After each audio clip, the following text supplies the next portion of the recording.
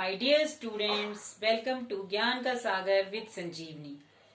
जैसे कि आपने पिछली बार हिंदी व्याकरण में से शब्द किसे कहते हैं और शब्द के कितने भेद हैं उसके बारे में पढ़ा, तो आज हम आपको हिंदी व्याकरण में से संज्ञा के बारे में पढ़ाएंगे कि संज्ञा किसे कहते हैं और संज्ञा के कितने भेद होते हैं। तो चलिए आज हम संज्ञा के बारे में आपको जानकारी देते हैं।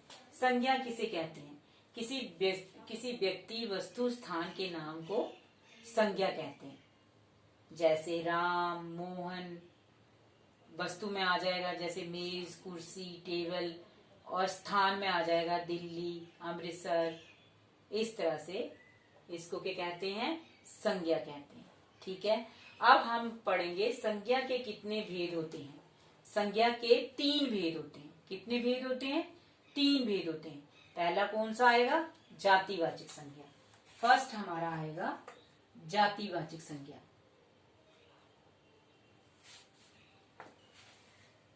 फर्स्ट हमारा आएगा व्यक्तिवाचक संज्ञा। क्या आएगा? व्यक्तिवाचक संज्ञा। फर्स्ट आएगा हमारा व्यक्तिवाचक संज्ञा। व्यक्तिवाचक संज्ञा किसे कहते हैं? व्यक्तिवाचक संज्ञा वे संज्ञा होती है जिसमें किसी विशेष व्यक्ति, जाति या वस्तु या स्थान का बोध करवाया जाता है। उसको क्या कहा जाता है? व्यक्तिवाचक संज्ञा कहा जाता है। क्या कहा जाता है?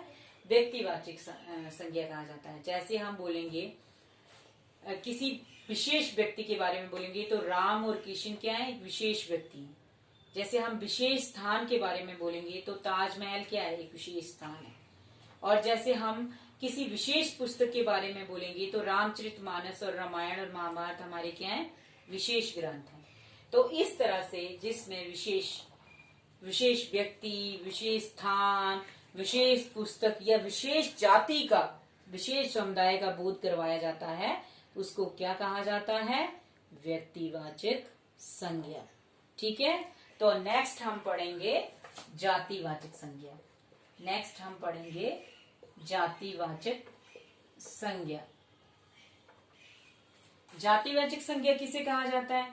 जिन शब्दों से किसी सामान्य जाति या सामान्य वर्ग के समूह का बोध करवाया जाता है उसको जातिवाचक संज्ञा कहा जाता है। जैसे राम, मोहन, किताब, मछली, इस तरह से जिन सामान्य चीजों का बोध करवाया जाता है उसको क्या कहा जाता है?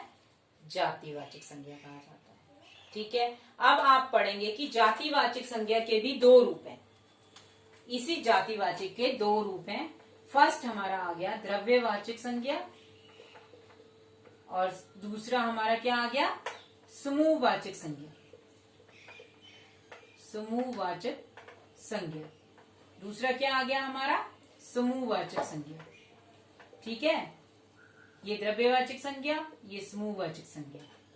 तो द्रव्यवाचक संज्ञा किसे कहते हैं? जिसमें जिन शब्दों से किसी विशेष द्रव्य का बोध करवाया जाए या जिसमें नाप तोल का बोध करवाया जाए उसको क्या कहते हैं? द्रव्यवाचक संज्ञा कहते हैं। जैसे चीनी जो होती है उसको गिना नहीं जा सकता, लोहा होगा उसको काउंटेबल नहीं किया जा सकता। तो उसी तरह से जैसे पानी है उसको काउंटेबल नहीं किया जा सकता। तो द्रव्यवाचक संज्ञा उसे कहते हैं जिसमें नाप तोल तो किया जा सकता है चीजों का, पर उनकी गिनती नहीं की जा सकती है। उसको क्या कहते हैं? द्रव्यवाचक संज्ञा कहते हैं। ठीक है, अब नेक्स्ट हमारा आ गया समूहवाचक संज्ञा।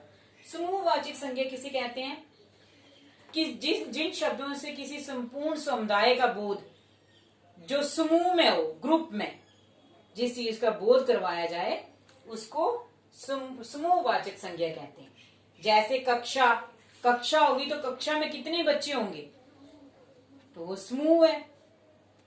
किसी एडमिनिस्ट्रेशन में, प्रशासन में, संपूर्ण प्रशासन में अगर लोगों की एक सभा हो रही है तो वो क्या है? एक ग्रुप है। तो ग्रुप जो होता है उसको क्या कहा जाता है? समूहवाचक।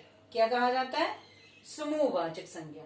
ठीक है, तो मैंने आज आपको इसके 2 पार्ट पढ़ाए हैं और 2 पार्ट के अंदर मैंने आपको व्यक्तिवाचक, जातिवाचक, द्रव्यवाचक और समूहवाचक के बारे में पढ़ाया है।